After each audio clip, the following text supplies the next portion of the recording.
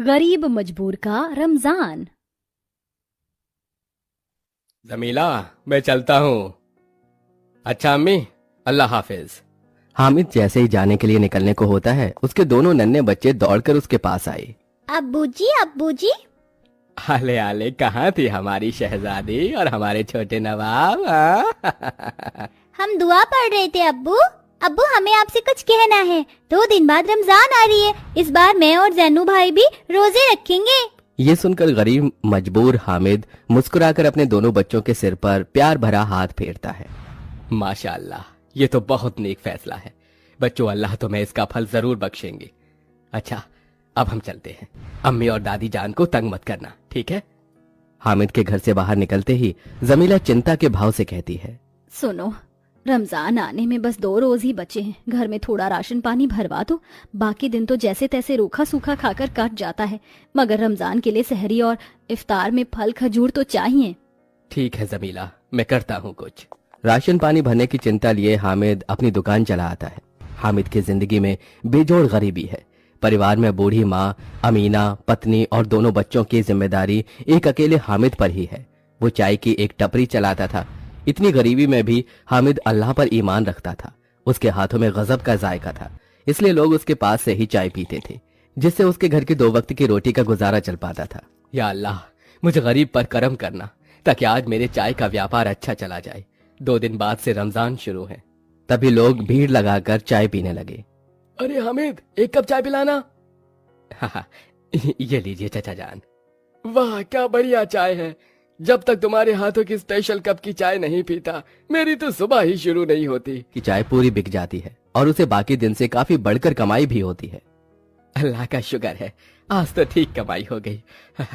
इससे रमजान के लिए राशन पानी भरवा दूंगा। इतने में अशरफ उसकी दुकान पर आकर धमकाते हुए हफ्ता मांगता है। चलो चलो हमीद मियाँ, हफ्ता निकालो। अरे, ये क्या गुंडागर्दी है अशरफ? अल्लाह ने तुम्हारे हाथ सही सलामत दे रखे हैं, तो तुम मेहनत क्यों नहीं करते? ये सुनकर अशरफ ने दांत पीस लिए। क्यों भी अल्लाह के फरिश्ते, क्यों हड्डी पसली तोड़वाने वाले काम कर रहा है? चल पैसे दे। दोनों के बीच छीना झपटी शुरू हो गई। अशरफ ने गरीब कमजोर हामिद को खूब पीटा, मगर वो मुट्ठी बांधे रहा। या अली, मदद कर। तभी जोर जोर से मूसलाधार बारिश शुरू हो गई, जैसे कि ऊपर वाला अपने गरीब बंदे को जख्मों में देखकर रो पड़ा हो। मगर बारिश में हामिद की मेहनत पानी में बह गई। सारे नोट गल गए। वो खूब रोया। या खुदा, ये क्या हुआ? अब मेरे गरीब परिवार की रमजान मुबारक कैसे होगी? लहूलुहान शरीर में हामिद चोट खाए घर लौटा, जिसे देख तशवी पड़ रही बूढ़ी अमीना उठ गई। या अल्लाह, हामिद, ये किसने किया? हामिद ने सारी बात बताई। अमीना और जमीला की आंखों में आंसू छलक आए। पता नहीं हम गरीबों को ही ये सितम क्यों सहने पड़ते हैं। अल्लाह करे जहन्नुम नसीब हो उस मर जाने मुए को। देखते देखते 2 दिन गुजरने के साथ रमजान शुरू हो जाता है, जिसकी खुशी में जैन और आरजू रात भर भी जागते रह जाते हैं। अम्मी, अब्बू, दादी उठिए, सहरी का समय हो गया। सभी उठ जाते हैं। बड़ी हसरतों के साथ आरजू उतावली दिखाकर कहती है, अम्मी जल्दी से दस्तरखान लगा दीजिए, फिर सहरी की दावत खाएंगे। जमीला रसोई में जाकर देखती है, जहाँ केवल जरा सी दाल रोटी थी। वो उसे बाहर लेकर आती है, जहाँ बूढ़ी अमीना चीथड़ों सी एक चटाई बिछाती है। जमीला जैसे ही रमजान के सहरी में दाल रोटी परोसती है, तो दोनों रमजान में तो सब दावत में बलिया और लजीज तानत आते। मुझे मीठे मीठे खजूर और फल खाने हैं। ये सुनकर हामिद की आंखें डबडबा जाती हैं। बच्चों, अभी के लिए ये खा लो, तुम्हारे अब्बा इफ्तार में तुम्हारे लिए फल लाएंगे। सभी इबादत करके दाल रोटी से सहरी करते हैं। इसके बाद हामिद काम ढूंढने निकल पड़ता है, तो वहीं झोपड़ी में उसकी पत्नी और माँ रोजे रखकर उसके काम मिलने की दुआ करते हैं। या खुदा, रहम करके मेरे बेटे को काम दिला देना। हर जगह से लोग उसे धुतकार कर भगा देते। आखिर में वो एक ईंट भट्टी पर आता है, जहाँ छतरी डाले कुर्सी लगाए एक आदमी पठानी सफेद कपड़ों और मखमली टोपी लगाई ठाट से बैठा था। अरे, ये तो मुसलमान लगते हैं। बस अल्लाह यहाँ काम मिल जाए। सलाम वालेकुम भाईजान, कोई काम मिल सकता है? तभी भट्टी का मालिक घमंड से बोला, अरे ओ मियाँ, ये नाता किस बात का लगा रहे हो? हाँ, अनवर शेख नाम है हमारा। काम चाहिए तो जाओ जाकर ईंट दो।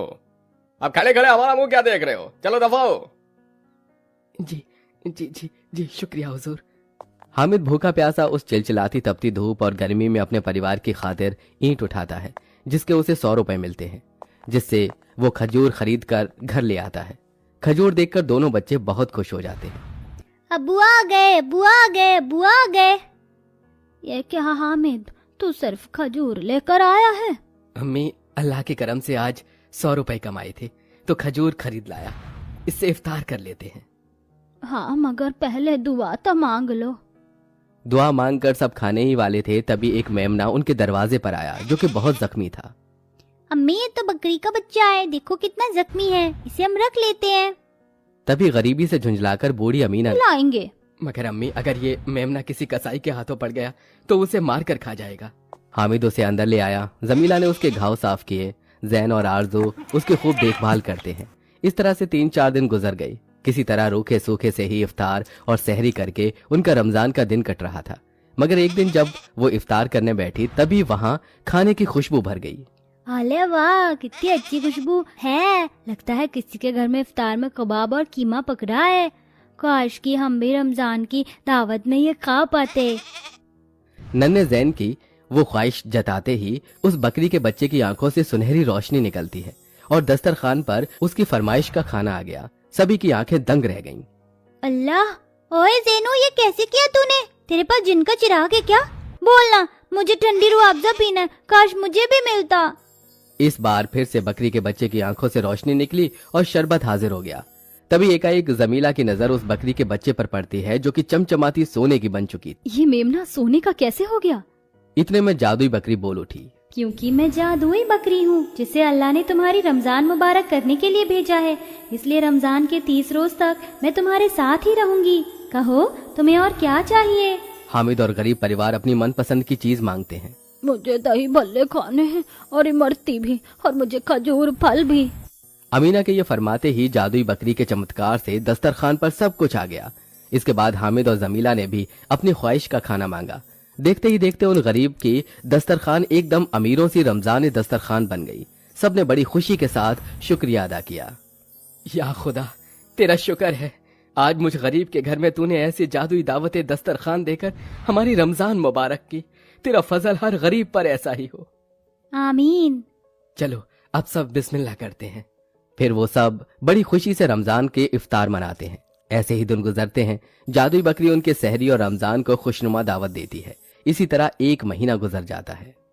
अब्बा, कल तो ईद है, इस बार तो हम ईद अच्छे से मनाएंगे ना। हमारे पास जादुई बकरी है। मुझे तो ईद के लिए हचकनी कुर्ता पैजामा और महंगी वाली मखमली टोपी चाहिए। हाँ, और अब्बू, मुझे तो सुंदर सा शरारा सूट चाहिए। और कल तो हम मीठी मीठी सेवैयाँ खाकर ईद मनाएंगे और बिरयानी भी खाएंगे। ईद के लिए आरजू और जमीला, समझ में नहीं आ रहा कि मैं अपने दोनों बच्चों की ये तमन्ना कैसे पूरी करूंगा।